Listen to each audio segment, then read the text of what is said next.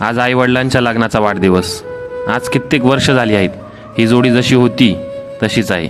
ना प्रेम कमी झालं आहे, ना विचारांची मतभेद. आईवडिलांकडून बघून मला एक गोष्ट समजली. नातं हे टिकत नसतं, टिकवावं लागतं. विचारांची दिशा विरुद्ध जरी असली तरी नात्यात, प्रेमात तो विरुद्धपणा नको. जर काल दोघांमध्ये काही छोटी मोठी नोकझोक झाली असेल तर दोघंही एकमेकांशी न बोलता एकमेकांची काळजी करतात.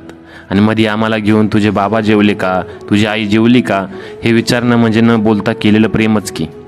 अशी गोड नाती सध्या का तयार होत नाहीत? आपल्या आईवडिलांसारखी पिढी सध्या का दिसत नाही? सध्या छोट्या गोष्टींवरून आज नाती तोडली जात आहेत. स्पार्क राहिला नाही, आधीसारखं प्रेम राहिलं नाही, काहीतरी कमी वाटत आहे. अशा गोष्टींवरून, अशा क्षुल्लक गोष्टींवरून हल्ली नाती तोडली जात आहेत. आणि प्रेमाची जर उदाहरणं असतीलच ह्या जगात तर त्यात आपले आईवडील सुद्धा आहेत. माझ्या आईवडिलांना लग्न वाढदिवसाच्या हार्दिक शुभेच्छा.